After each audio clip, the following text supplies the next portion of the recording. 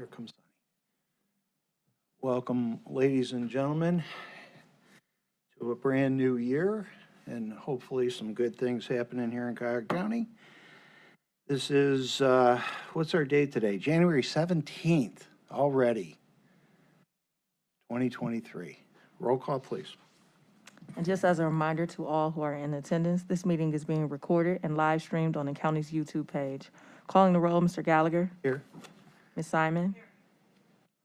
Ms. Conwell. Ms. Conwell is absent at the moment. Mr. Tuma. Here. Mr. Kelly. Here. There is a quorum. Thank you. And Ms. Conwell is here, so we might as well just mark her as present. I think she's in the back. Resolution 2023-0011 after, do we have public comment? No, Mr. Chair, no one is signed in. Thank you. 2023-0011. Resolution number 2023-0011, authorizing an amendment to contract number 2973 with Applewood Centers for secure residential treatment services. Thank you. And ma'am, before you start, we do have in our packet the minutes of our November 15th meeting way back in 2022. If they're in order, I'll accept a motion and a second. So moved. I'll second that. All in favor? Aye. Aye. Against? Thank you. Yes, ma'am. If you could speak up and pull that, is that on? Yes, the light is on. Okay. Good afternoon. Tara Brown with Juvenile Court, and here for our amendment with Applewood. This is our amendment for, sorry about that, for CBT C services. It's community-based treatment. This is the sixth amendment for this service. It is 100% funded by reclaim dollars. It is a late item. The item was late due to a number of issues. One, it's just the award timeline. It's awarded after the contract already expires. And then there were some issues in M4 that needed to be worked out in order to get the contract actually in the system. And I'll assume that's with both of them. We Yes. always run into this, Yes. it seems, every year, so not necessarily your problem or ours. We'll just deal with what's put in front of us. Questions for Ms. Brown? And this is basically a routine re-upping of the contract in existence. Yes. Is there a new money claim, or is money the same? This is to add, starting 7/1 to 12/30, $557,000, $413.40. For both half years, so it's 1.1, Okay, $114,826.80. okay, thank you. Questions for Ms. Brown? Yes, ma'am. Just a question about the resources. Are they adequate to accommodate all of the judges' needs to send the juveniles to treatment or secure residential treatment centers? Do you have enough resources for that, or no one's turned away, right? No, I don't believe that they are. We do have our deputy court administrator over programming. Well, this program specifically is targeted for our, it's funded by Targeted Reclaim, which is specifically for our felony youth offenders. The capacity in the program is relatively lower than we'd like, which is, our intention is to gradually add capacity. When we've had these programs in the past, the most we've served is between 8 to 10 youth in other previous secured treatment facilities. This is targeted for youth that are being diverted away from Ohio Department of Youth Service so that we can keep them close.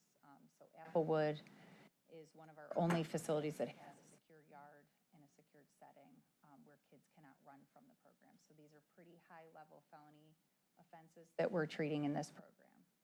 They do have exclusionary criteria, which would disrupt the milieu of the treatment.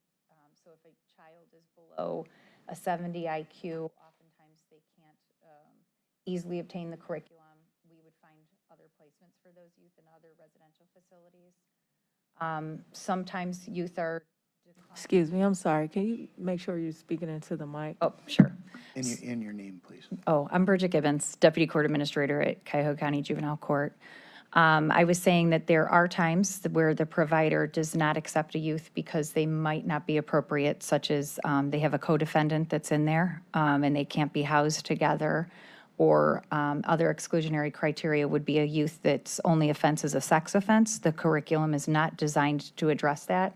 Or a youth that has an IQ lower than a 70 might be difficult for them to obtain the curriculum and participate in the group. Through the chair, are youth still going to that Glen Mills out of state? No, that facility closed, Totally is done. completely done. Did that leave us without a option in terms of capacity, even if there were resources? Are there enough beds to accommodate what needs to happen with the youth coming in? Well, you know, Glen Mills actually housed many, many kids for us historically, and I think we've done a lot at the court to reduce out-of-home placements for kids. So I would say historically, you know, presently we're serving more kids in the community safely with in-home family services as much as possible. We've been able to manage referrals to other residential placements when kids do need to be removed from the home. It's not always easy. That's usually where we're coordinating pretty closely with our placement planning group, our system coordination group at the court that helps us to find placement that's appropriate for these youth. Thank you.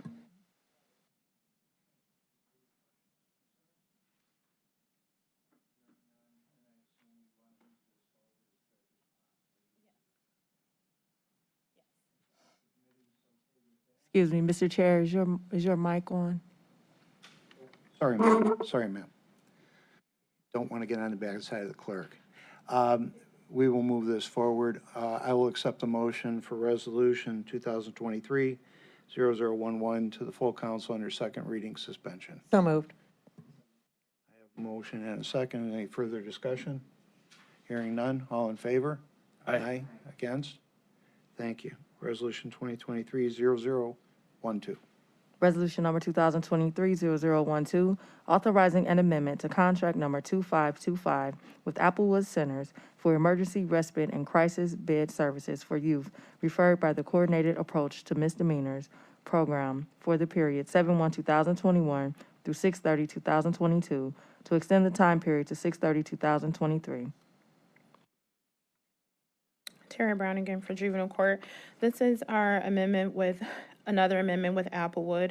It's 100% reclaim funded, and it's Daisy House Intervention and Diversion Services to provide therapeutic response to youth arrested and in need of respite and assessment services to divert youth from detention center on non-public safety related offenses. It's adding $926,647.31. This is the first amendment to this contract. Thank you. Questions for Ms. Brown? Yes, ma'am. Through the chair to, was it Tara. Tara? Total beds that you have for this program?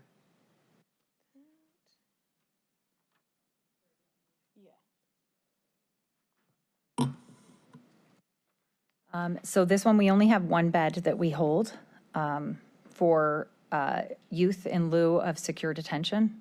Predominantly, it's for our girls. So girls that are not appropriate, it's usually girls that are not appropriate for secure detention and need more behavioral health response in lieu of secure detention, but they need a secure place to be held. So we contract for one bed under this. The other component of this contract is behavioral health assessments that are available 24/7 for police, for youth that are arrested by police, that allows us to get into contact with our other alternative placements to detention, which is other contracts under the youth care centers. So we have group homes in the community that this team will assess their needs and coordinate with those contracted group homes to say, we have a 15-year-old young girl here who needs placement tonight in lieu of secure detention. They will call those facilities will drive down and pick the child up, and the child will be arraigned the following day. And I thought this was also a bid that the Department of Children and Family Services may utilize that for children that come into our building? This one actually is not. This one is just youth under arrest They're by a under law arrest. enforcement officer. They are under arrest. Sometimes they are duly involved and are involved in DCFS and the court, but these are predominantly law enforcement identified youth. Okay, and so why one bed? I know we have a lot of multisystemic children in the system that need. That's a great question. So, and I'm going to do my best to answer that for you. So we took one bed for secure because agencies, for us, there's a bunch of child crisis beds that the Adams Board funds and manages through their child crisis serving. So there's many of those kids. But for arrest for youth, you know, a placement like this, like we cannot facilitate an entry into this bed after 4 o'clock at night. So like 4 o'clock at night, their admission people cannot take these youth. So oftentimes we utilize this bed as an alternative for settings in secure detention if we have a child who's really disrupting and really needs those more in-depth crisis response. So that's how we utilize the program. The other way that we utilize the program is triaging cases to refer out to group homes that actually can accept our youth 24/7. So these group homes are licensed different than a secured residential treatment program where they can accept an administrative judge's order to place, for the court to place a kid there. We arraign them the following day, and they are usually reunited with their families in those group homes. This specific bed is something that we have to facilitate during the day and get parental consents and all sorts of things like that. So we would like to have more of these beds. But even with this bed, you know, there are gaps and times where we don't actually need the bed. Those are very short and few and far between. But I was cautious not to contract with a facility where we're paying for a bed hold in case we couldn't coordinate and get youth in there. Okay, so we're limited. We have one bed and it's only for females. So that limits it even more. Just wondering, so I can understand, if the child is arrested, what would be the difference of utilizing this bed versus them going to DH? So if a child's arrested after business hours, we will use our group homes for those youth and arraign them.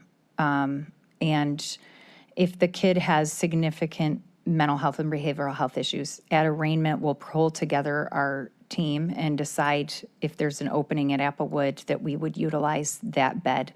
That allows us to have parents there to be able to sign over consents.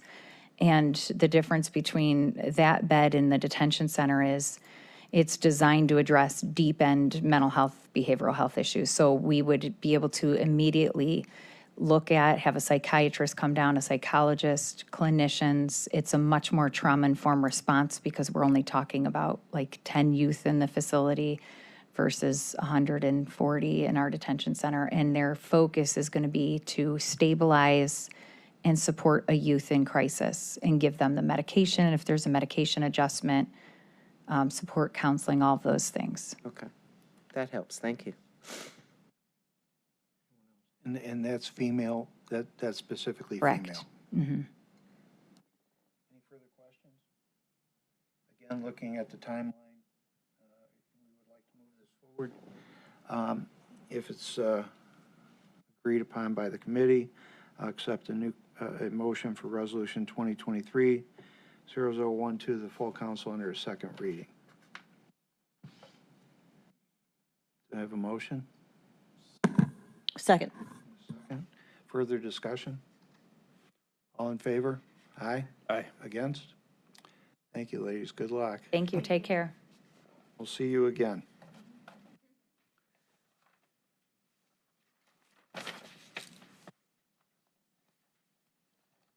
Under discussion, we have the sheriff here, and medical, we want to talk about medical transport from the jail over to, I assume, Metro. Welcome, Sheriff. Good afternoon, thank you.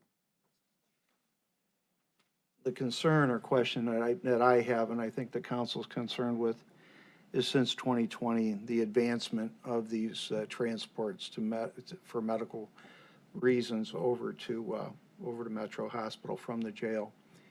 And I'd like a little background on why you think they're going up exponentially, and is it lack of our institution being able to handle what is happening in the jail? Is there a connection with that, or is this just something that's happening that's unexplainable? It appears to be something that's just happening. If you look at last year's total, the months varied.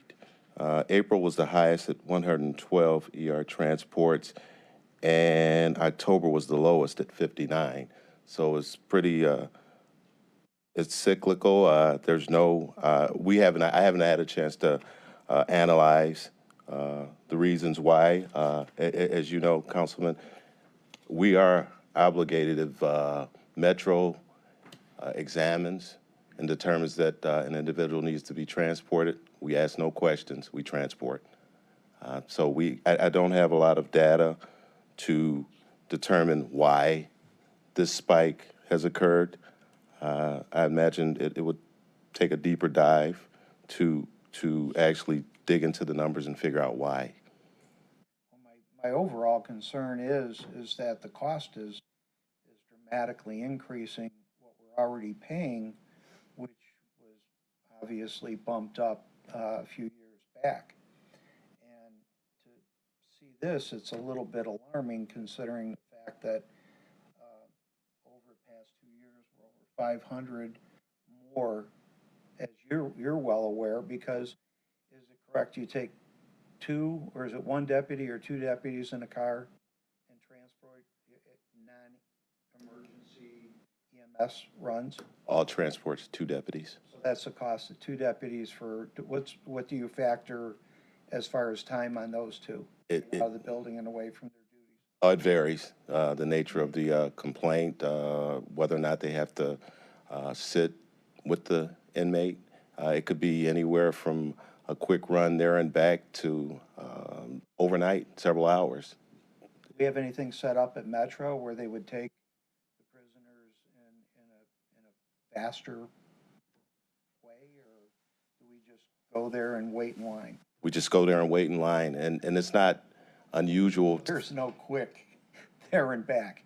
No, and it's not unusual to get there, and other departments are also there with inmates, particularly the city of Cleveland. They could be there because if they arrest someone and they bring them to our jail and there's some issues, Metro's not going to accept them. They're going to send them over to Metro Hospital. Our Metro, internal Metro's not going to accept them without medical clearance from the hospital. It just seems to me a double-edged sword here of bad things, not only cost, which to a certain level we have to understand it. It is what it is, but when we have that many runs more over a what I consider to be a short period of time, not only is it the cost, but the manpower that's off the streets or away from their express duties. So that's a double concern. For you not to know what the issues are, and I wouldn't expect that we would know what the doctor and the patient are dealing with. I'm wondering if we can't get the doctor in here to, or at least if you could get a report from the medical telling us what all is involved in this. If it's a true emergency, I get it. I would assume that's EMS.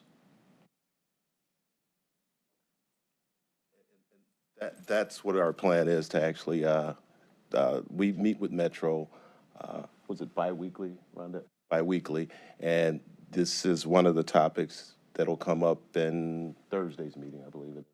So this will come up Thursday. It was just brought to my attention recently. Obviously, like you, I look at the numbers and I look at the cost, and it jumped out at me, and we didn't have a whole lot of time to prepare for it, but it's something that's got to be addressed. I think, obviously, I want to give you enough time to get down to what we might be dealing with here.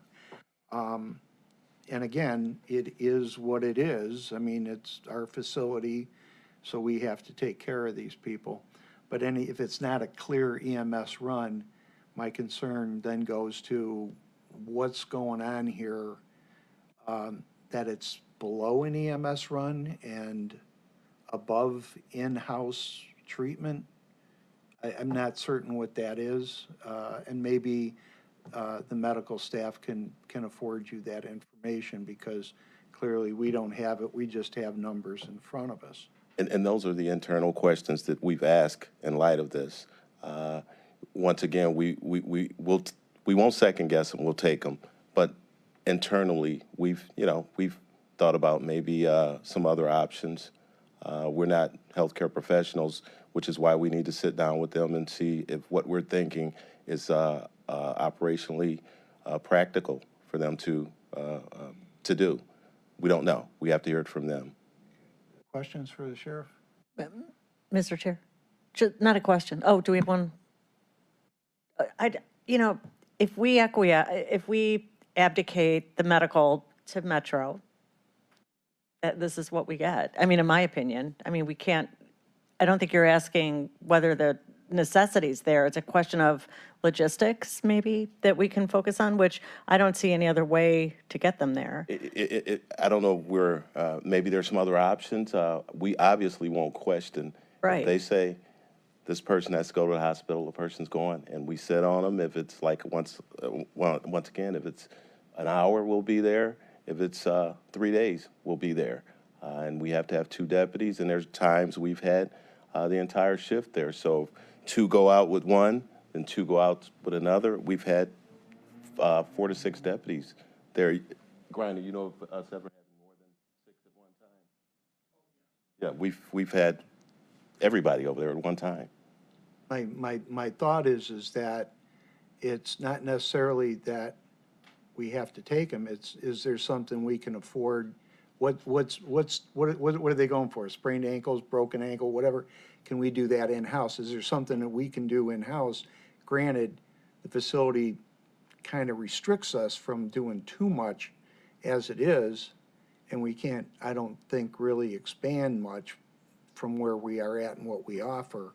So I'm just wondering, is our back against a wall where we can't afford the care necessary and they have to be taken over for what I'm hearing between 2 and 2.5 million extra a year?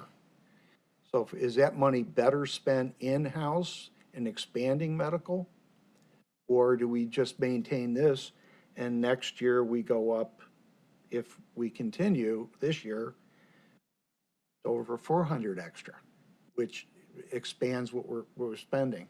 So I don't know the answer, which is why I'm struggling to try and make sense of this. Yes, Mr. ma'am? Chair, I mean, I'm not going to answer for our sheriff, but my perception is in the past, we bifurcate private and outsourcing. You know, we've had nurses that we were employing, and then we had Metro, and we had cooks that were doing one thing, and we had a service doing another, and in-house, out-house, union, non-union. It became a complete mess and resulted in a lot of miscommunication and possible injury to our guests. And I see this as another way to have more chaos, in my opinion.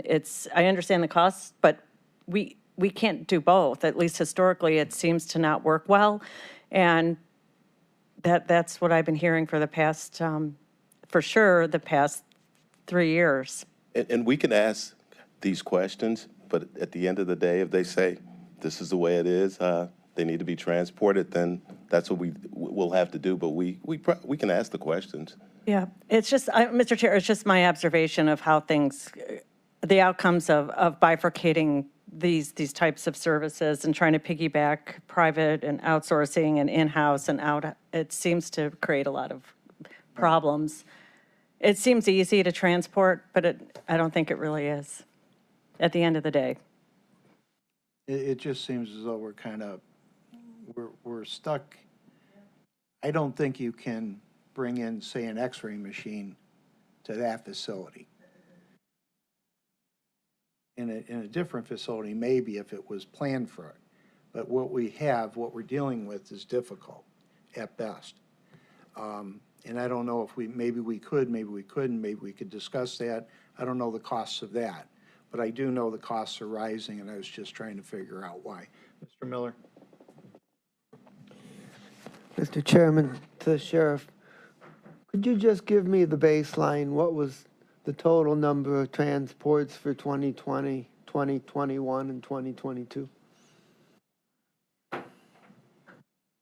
In 2020, the figure I have in front of me, total ER 660. And 2021, total ER 585. Is how I much? have. And last year, 2021, yes, how much? 585. 585. In 2022, it shot up. Its total ER is 974. 974, okay. So, I agree with Ms. Simon that mixed models haven't worked very well in the past, and I think that sticking with Metro is good, but we should. It is appropriate to try to get a better understanding of what's going on and why it's happening, and whether this is a one-time aberration or whether this is a trend that's going to continue. And I also think it is a very good question to ask that as we plan for the new jail, whether we can plan the facility to create a little more in-house capability for some of the lesser kind of treatments that might be required. Thank you, Mr. Chairman. Could I add one other thing, Councilman Miller? In 2019, you didn't ask for that figure. I believe that was the year before COVID. Excuse me, Sheriff, could you make sure you're speaking into the mic? Oh, I'm sorry. It's okay. Can you hear me now? You didn't ask for 2019's figures, but I believe this was the year before COVID. It was 1166 total ERs, which was significantly higher than the subsequent years.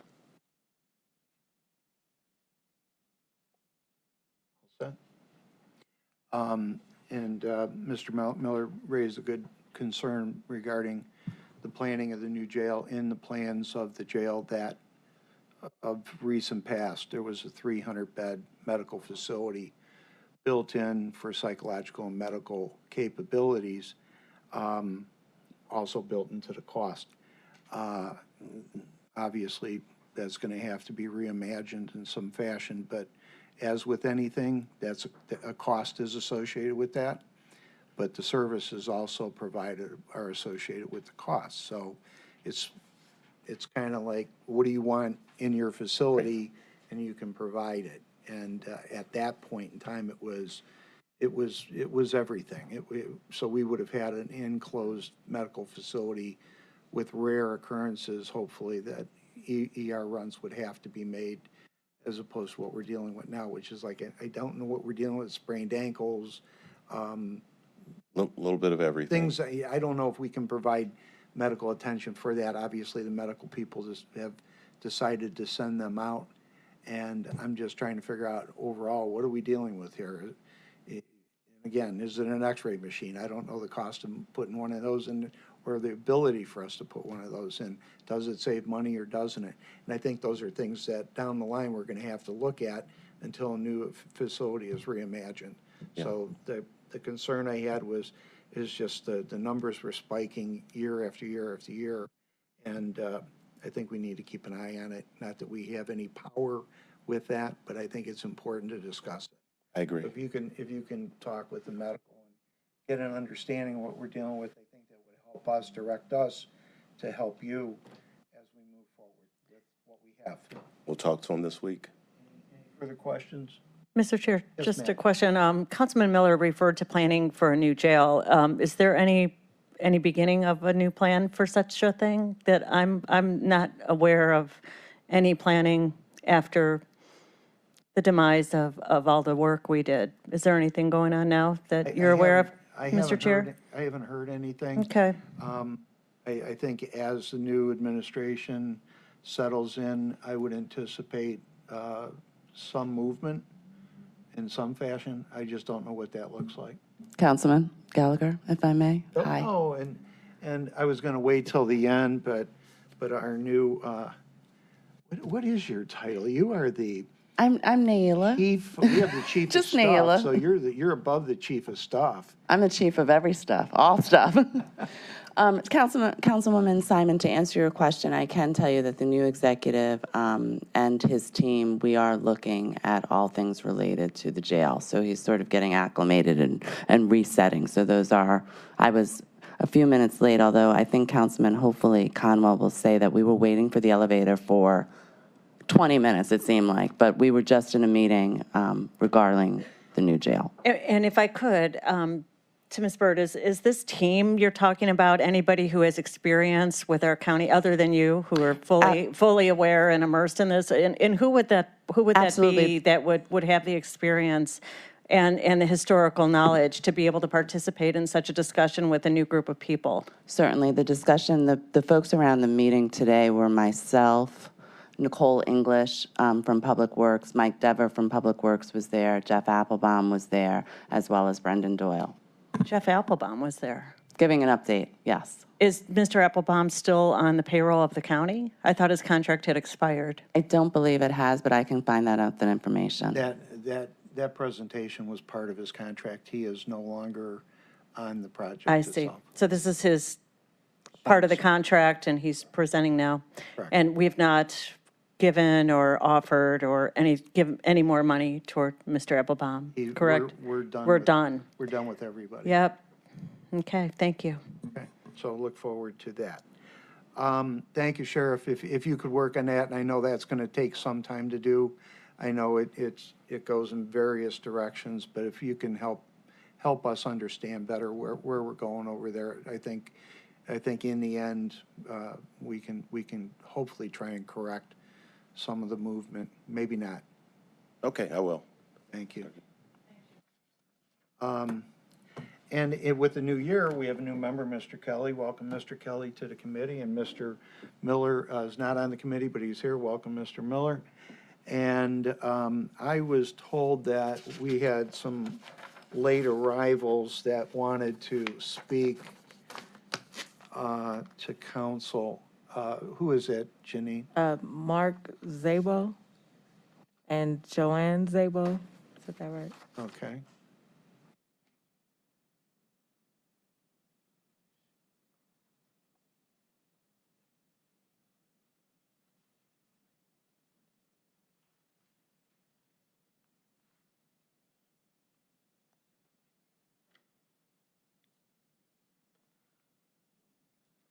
Good afternoon, Chairman, Vice Chairman, and members of council. In 2014, Your name, please. Oh, my name is Mark Zabo. I'm from Rocky River, Ohio. Thank you. In 2014, the citizens of Cuyahoga County voted on an amendment to the charter which guaranteed the right to vote as a fundamental right. And it gave the county the right to enforce this provision, including but not limited to the institution of legal action through the law department to protect the right to vote and access to the ballot, to undertake measures to promote voter registration and participation, including but not limited to promotion of early voting by the county's citizens. Recently, at the Ohio General Assembly and Governor last session, they passed into law House Bill 458, which limits the right to vote for some folks. I served in the military in 2008. I deployed to Iraq. During that election season, I filled out my postcard that they give out to all the service members to submit for an absentee ballot request. The county received it on September 24th. I received it about a week before Election Day in October. Throughout that week, I did a little bit of research. I had already brought the books by both of the presidential candidates for that year. And the day before Election Day, I mailed out my ballot. It was received by the county 8 days after election. The law, one of the changes is it's going to limit the time that a person has to get their ballot returned, from 10 days after the election to 4 days after the election. This is going to impact overseas voters and service members who are serving overseas. I served in both the Army and the Navy, and I know that the logistics for returning that ballot is problematic and getting all that mail process done. I urge the county to take action to defend service members' right to vote and those who are living and working overseas, whether it's for the government or as private citizens.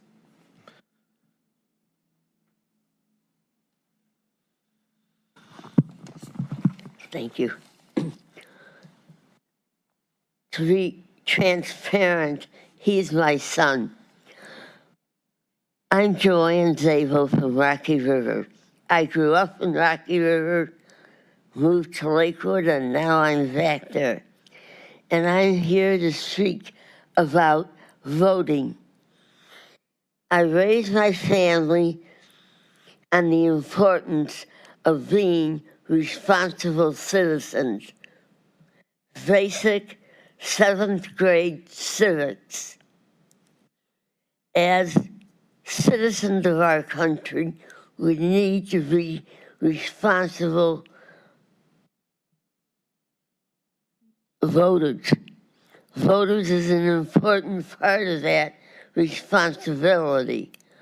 While the voting booth is a private matter, the act of going to vote is a family matter. My daughter has passed on to her children the importance of voting. House Bill 458 was recently signed into law. It requires voters to have a photo ID. 20% of voters 65 and older do not have photo IDs.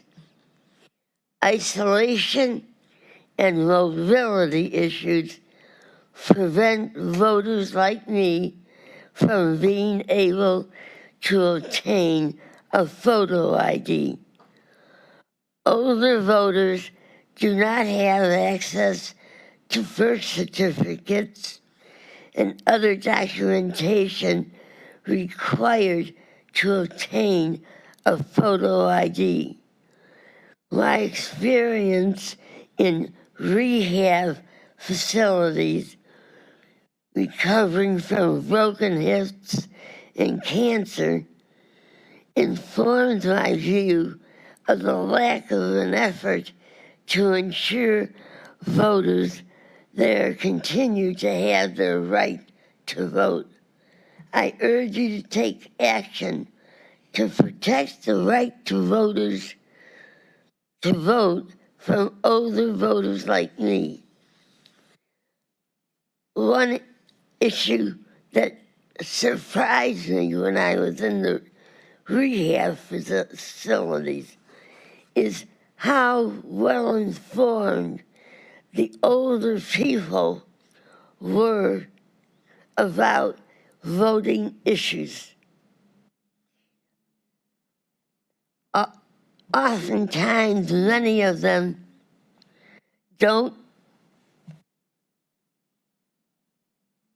can't get out to vote, but they know, like, they watch TV and listen in on the issues.